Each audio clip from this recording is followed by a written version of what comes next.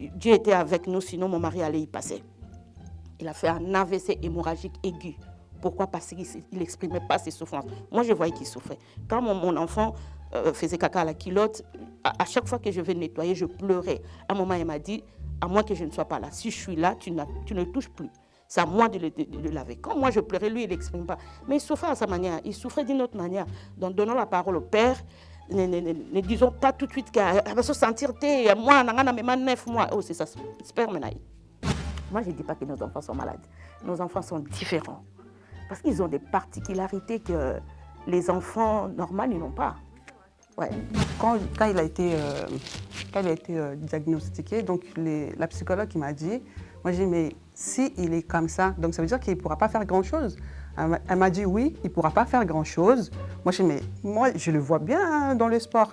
Il me dit, non madame, il faut oublier, il ne fera pas de sport. Mais j'ai dit, bon voilà, les médecins, on sait, ils ont toujours leur façon de parler.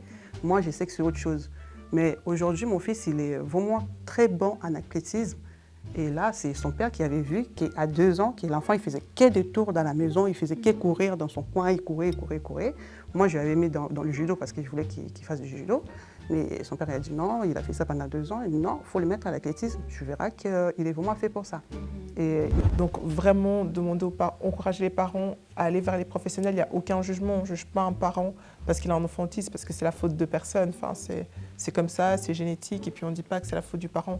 Mais vraiment, les professionnels, on est là pour aider. Et puis, vraiment, le plus important, c'est aussi que les parents puissent faire un bout à la maison. Donc, les professionnels, ils font exactement comme vous avez dit. Donc, ils font un bout au travail, on travaille avec les enfants. Mais si les parents ne font pas, tout ce que nous aussi, on fait à l'école, ça ne sert à rien. Ça sert à rien. Donc, s'il n'y a pas une continuité à la maison, ça ne sert à rien. Donc, vraiment, encourager les parents déjà à les consulter, à faire, parce que c'est pour leurs enfants, c'est pour qu'ils puissent s'épanouir plus tard. Parce que si mon mari, il était là et pourtant, il travaillait aussi, mais en sachant qu'on était 2 déjà, donc c'était difficile. Donc il fallait qu'il y ait un ou une qui arrête le travail. Donc c'était moi, donc j'ai arrêté pour pouvoir faire autre chose, pour pouvoir m'occuper de mon enfant. C'est vraiment une charge énorme et j'encourage vraiment les papas à aider les mamans à traverser ce chemin ensemble. Merci. Les hommes africains, les Congolais ne savent pas pleurer, ne savent pas parler. Moi, non, vous, papa, vous pouvez pleurer. Vous avez le droit de pleurer. C'est une souffrance. Moi, mon mari, il a fait un AVC à cause de tout ça.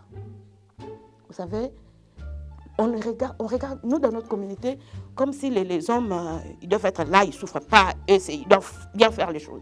Les hommes souffrent beaucoup, beaucoup, beaucoup. Regardons les hommes différemment. En tout cas, les vrais papas, pas les papas qui abandonnent là. Les vrais papas souffrent beaucoup. Moi, la souffrance de mon mari, ça s'est manifesté comment? Moi, je pleurais beaucoup.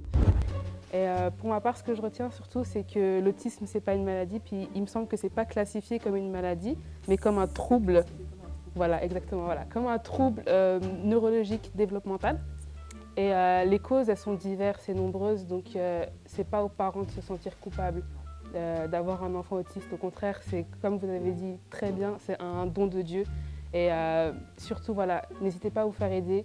Il y a des spécialistes qui sont là pour vous, il y a des structures qui sont là pour vous. Il faut vraiment qu'on prenne cette chance qu'on a d'être en Europe, de profiter en fait des structures qui ont été mises en place.